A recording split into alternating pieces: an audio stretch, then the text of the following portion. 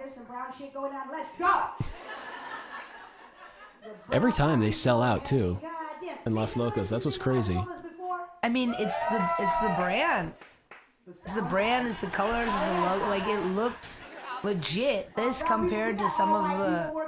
You see these flyers, and it's like, flyers up for the comedy show. It's like, it looks like a 10-year-old drew that for an art project. Nothing about that makes me want to post it. So it's Janice's, Janice is like her a professionalism. businesswoman. She's a professional. Oh yeah, brown people ripping on white people, classic. And can we make some noise for La Katrina Cafe? Hype, hype, hype. This is funny too because we're watching a hosting set. Yeah. Pilsen for helping us to host this event. There have been a few people put her hosting sets for this show. So, yeah. I just think it's very interesting because it's like, I don't understand what the big science is with hosting. Like, just honor the space. Yeah. Tell everyone why they're there. And then hype, just like there's nowhere else to be but right here, right now.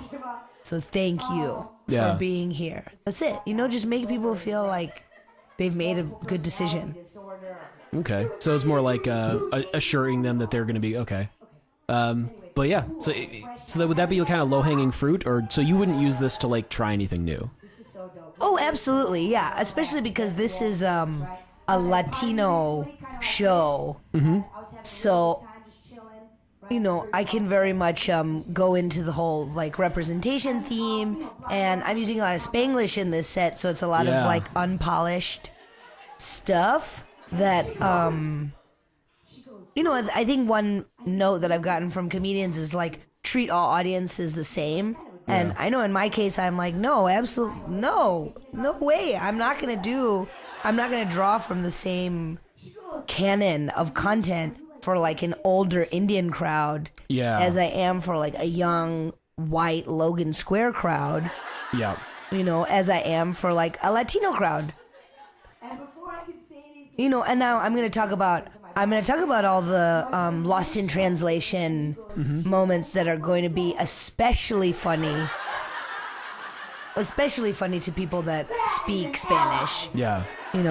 So I feel like I don't necessarily get to do my highest level of performance because they're very dispersed and spread out these times. I wish I could do like a run of like all Spanish shows to really get all of that, like get that material really dialed in. Oh my God, these local ads, they were here at like 6:30.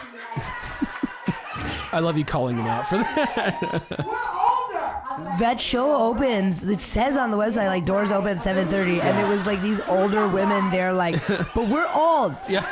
So we need to be in bed. We need to be in bed. You just need to start the show earlier. You need to let us in now. Don't do this hot young couple right here, my parents. I had no idea your parents were at the show until then, either. And you rip on them so much. I love this. I was like, oh, no, it's going down. My mom does this, like, prom queen wave every time you refer to her. And then she'll be like, you need more material. She's like, so I'll just keep talking. Women's empowerment event over the weekend, and they made me get a makeover.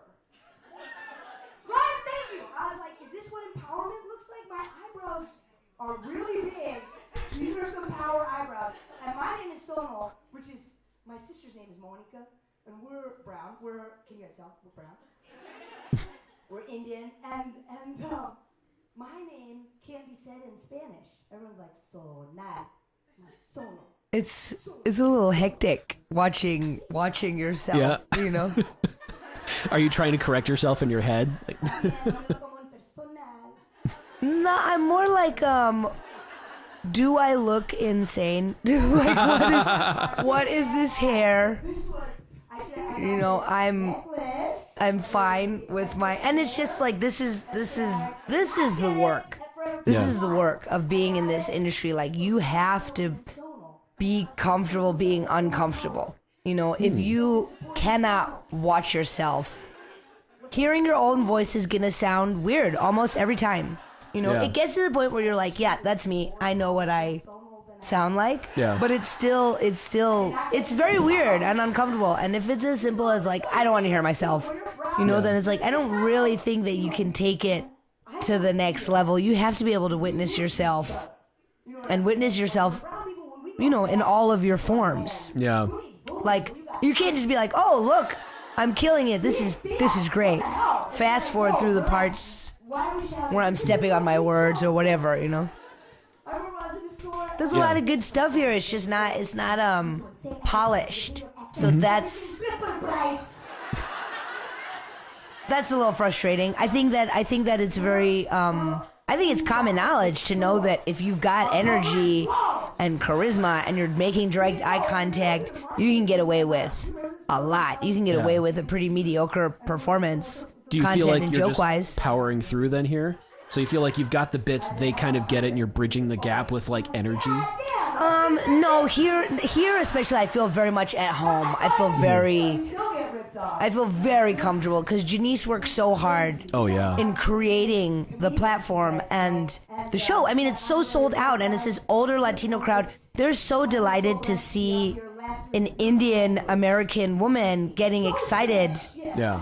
I'm like teasing them about why don't you speak better levels of Spanish, and I'm relating to them like I get made fun of speaking my mother tongue, Hindi, at home. Yeah. So I am seeing myself like link a lot of stuff together that I've done in like all the different comedy settings that I've been in thus far. But I wouldn't say that I'm powering through. No, I'm like, I could have kept going.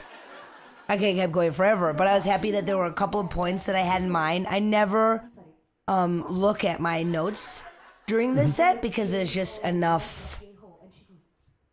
I mean, this is all real stuff. Like I'm talking about how my mom was laughing at my accent when I was trying to speak Hindi, and how we get ripped off in India too. Brown people are ripping each other off, and especially as soon as you hear any glimmer of an American accent, it's like, oh my God, charge them 10 times more. Accent tax.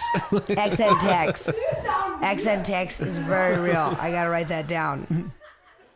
This is a one-way street. I make fun of you. I didn't know they make fun of us, but I mean, that's the key, isn't it? It's like, I'm not just being like Miss Social Justice Warrior. I'm also like, we're all humans. I'm stupid, and I sound really dumb speaking my mother tongue too, but that doesn't mean that I'm going to stop but sounding dumb. Every other language. Kinda. I mean, that's funny because it's like I know enough to keep conversation going, which is not really a lot. I'd say that there's like 100 words in every language that are used more than any other word. Like I need to eat. That's a very common phrase. That's good to learn in loads of different languages, and you know how to say that. People are so impressed just that you're making an effort. Yeah. Oh, and this friend you're talking about here, what was her name again? Encarna. Oh. Encarnacion she could be. And this is so funny because sometimes you'll say stuff and the audience will laugh and you don't really know why. You're like, oh, is that funny? Yeah. And then that's the process. That's kind of, the value of open mics. It's always amazing to me the number of comedians who get themselves established and then they have enough of like their working jokes where they're like, well, I don't really need to go to mics anymore. What? But it's like, why would... I get it too. Mics are super tedious and it's annoying, and even to go up at mics where you feel like, oh, I've put in the time so these guys know me, and if I contact them, they'll put me up. You still feel a little bogus, like keeping other people from going up. But it's the importance of mics is just hearing yourself say random stuff, and then listening to it. Listening to it and then being like, oh, is that funny? I should work that out. Because that's the whole process. Yeah, you think that something is funny, but that doesn't mean that it's translating to a funny format as a stand-up comedy joke. And I think people give up really easily too. They're like, I tried it, forget it. Yeah. Did you? It's not funny. It's like, no, you might have to switch a couple of words around. Yeah. And then suddenly something that wasn't working. Like even this, I'm like yelling at the audience. Yeah. But that's their frustration too. Like you hear this. breast fuck. Breakfast. I thought that delivery was great. Because that would fuck me up too if someone is saying it's breast fuck. I'm like, that's what I want to call it now. That's what everybody calls it now. There's so many people telling this story like second, third, fourth hand that were not even there. And they tell it as if they were there because it's just so funny. Yeah, but that's you say breakfast, and I'm like, I want to serve breast fuck. Like, I want to go to my grandparents and be like, I served you breast fuck. Like, and that it was so delicious. And she's still like, and she's really cool. It's cool to find people that you can laugh at, not just laugh with, because she does not care. You could be cackling in her face, and she would just be like smiling, like, just so happy that people are laughing. Oh, wow. And I feel like I feel very blessed to have surrounded myself with people who really have such a nuanced sense of humor. Mm-hmm. That we can really, the more that we rip into each other, it's like the more that creates that bond and intimacy and connection. And it's like, just try it. Just try to make me upset, Mm-hmm.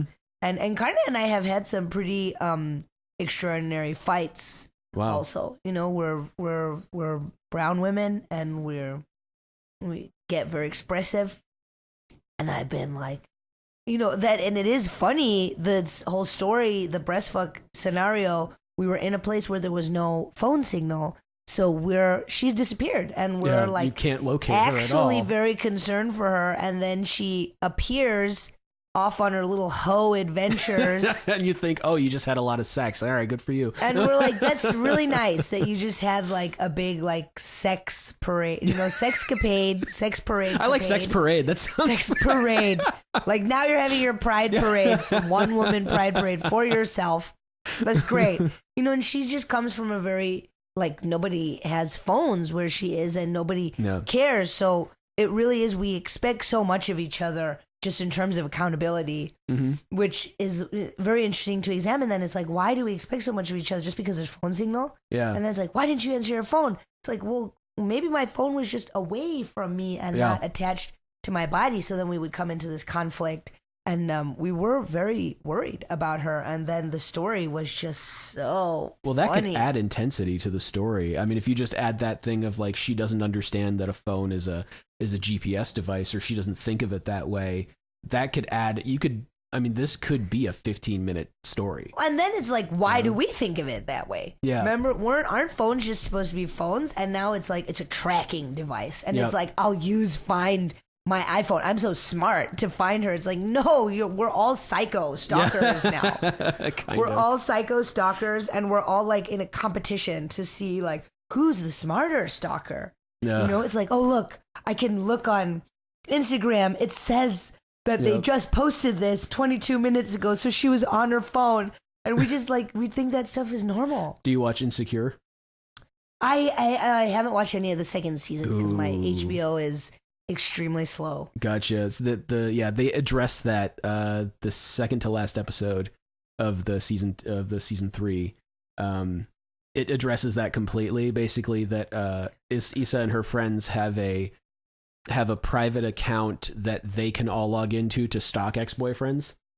So it's like, if they're blocked, they have an account they can go into to find out. And then it's like, we think we're so clever to come up with these ideas, and you don't even realize like how much it's so weird. Effort you're putting into like, hold up, let's like scale out for a second. Yeah. And be like, maybe I need to put a little bit more time into self-care than what led me down this path. And then to feel so self-righteous and justified down the path. Mm-hmm. Like, we're so smart. Yeah. We figured it out. I know what this hoe is doing. I mean, like, I feel very blessed. I never really got into jealousy. I don't know if that's really like, I feel sibling envy. Mm-hmm. When I see siblings getting along, I'm like, oh, what's that like? I wish I could be friends with my sister, but she just really does not like me. And if she heard me say that, she'd be so upset. And you know what? That seems so nice. She sure does to everybody else. Oh, no. She's like the nice one. Everybody's like, she's so nice. It's like, good. I'm glad that she's nice to everybody else, because that's, I think, a common theme with family. You're like, who is this person? That everyone else gets to experience. And then when you're with me, and like, I think that's one of the important things about family. We have to be able to be our most horrifying versions of our ourselves. real selves. Other aspects of our real selves.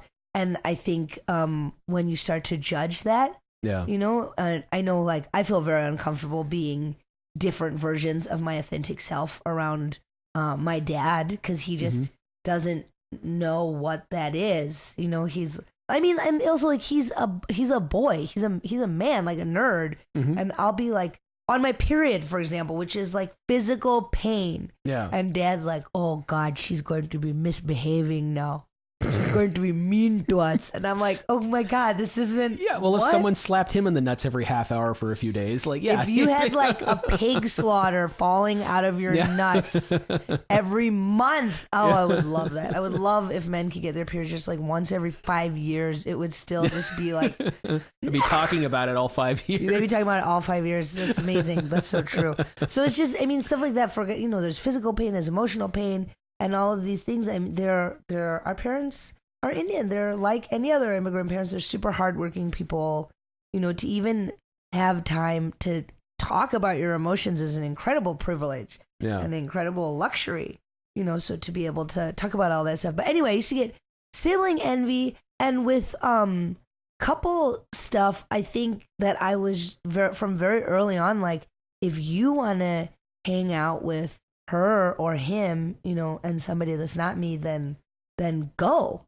Yeah. Go and, like, leave me alone, and that's fine. And I don't know if that comes from like a survival mechanism or kind of this way that we become so tough in order to protect ourselves, but I think